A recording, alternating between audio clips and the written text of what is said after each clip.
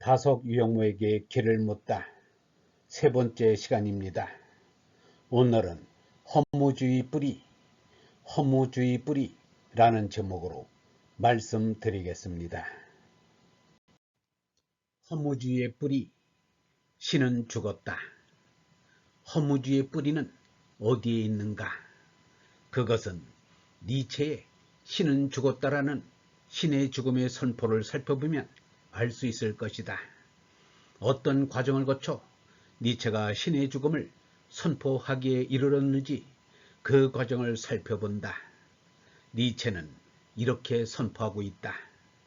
신은 어디에 있는가? 나는 그것을 너희에게 말하고자 한다. 우리가 신을 죽였다. 너희들과 내가, 우리는 모두 신을 죽인 살인자들이다. 어떻게 그 일을 할 수 있었는가?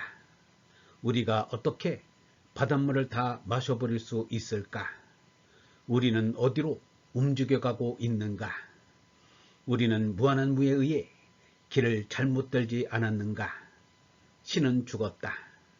신은 죽어 있었다. 모든 살인자 중에 살인자인 우리는 어떻게 스스로를 위로해야 할까?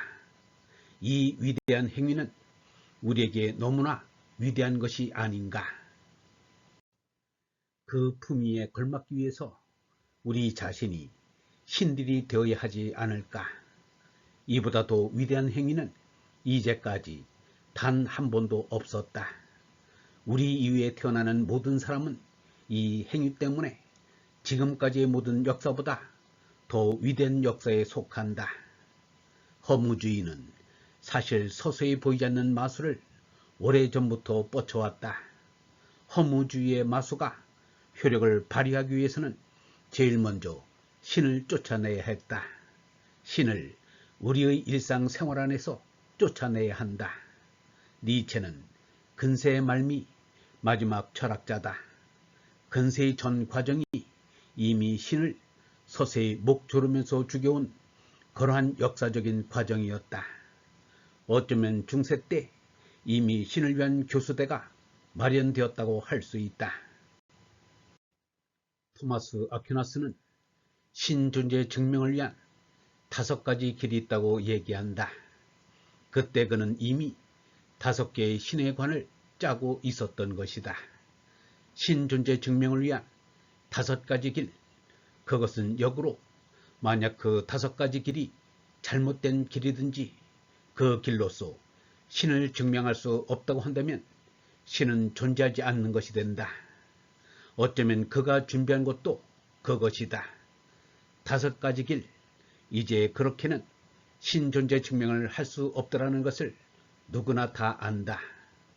토마스 아퀴나스 자신도 말년에 자신이 신에 대해 쓴 그 모든 것이 쓰레기에 불과하다고 개탄했다.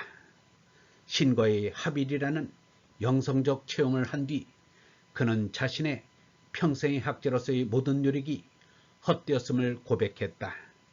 바로 이렇게 중세 자체가 신에게 접근할 수 있는 유일한 길로 이성적인 합리적인 길만을 생각했다. 즉 오직 이성적인 길, 합리적인 길, 논리적인 길, 계산의 길로만 신에게 이를 수 있다고 여겼다. 중세 자체가 소위 말하는 암과 믿음, 그 둘을 결합시킨다고 하면서 모든 믿음을 합리화시키려 노력했다. 그 노력의 결실이 근세에 꼽히게 되고 그것은 결국 신의 죽음으로 이어지게 된다. 합리화시킬 수 있는 믿음만을 믿음이라 본 것, 이 머리, 두뇌, 이성으로만 하느님을 접할 수 있고 경험할 수 있다고 본 것, 그것이 바로 신에게로 가는 참된 길을 차단해 버린 셈이 되었다. 신에 이르는 다른 모든 길들을 다 배제했기 때문에 그 길만을 따라갔는데 그 길의 끝에 신은 없었고 고무풍선처럼 부푼 인간의 욕망과 오기만이 떡 버티고 서 있었다. 2번째, 칸트의 신존재 증명의 불가능성 주장. 근세의 대표 철학자인 칸트는 그러한 신존재 증명은 불가능하다고 못 박았다.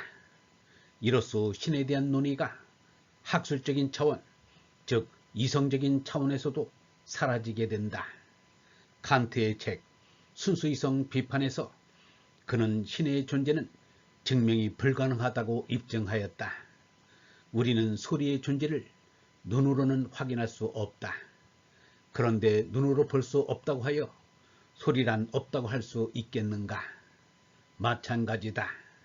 신 존재는 인간의 감각적인 차원으로도 인간의 이성적인 차원으로도 이룰 수 없다. 칸트가 바로 이런 식으로 이성을 갖고는 신을 증명할 수 없다고 논리적으로 증명하는 바람에 이제 신의 존재를 합리적으로 설득력 있게 증명할 수 있는 길은 사라져버리고 만다. 그런데 이때 이미 신은 오래전부터 생활과 역사의 전면에서 사라지고 있었다. 칸트의 이러한 신존재 증명에 대한 종지부, 그것을 독일의 문학가인 화이네는 이렇게 비유한다. 프랑스인들은 왕의 머리 하나를 쳤지만 칸트는 하느님과 그의 천사들을 단두대로 보냈다. 그 이후 신의 존재는 증명이 안 된 채 하늘을 떠돌아다니고 있다. 이 정도로 칸트의 순수 이성 비판에서의 신 존재 증명의 불가능성에 대한 주장은 그 위력이 대단했다. 그 이후 신이 서서히 죽어온 것, 그래서 삶 속에서 쫓겨난 것, 그래서 그 신의 자리에 인간이 들어서서 그 자리를 차지한 것, 이것이 근세의 근대화의 과정이다. 이성 중심, 존재자 중심, 인간 중심, 서양 중심.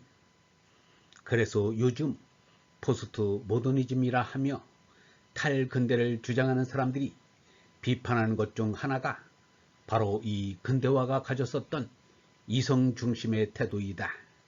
순전한 합리화 과정, 머리로만 모든 것을 해결하려는 냉철한 이성으로 모든 것을 판단하려는 그런 이성 중심, 그리고 그에 따른 인간 중심의 경향을 비판하였던 것이다.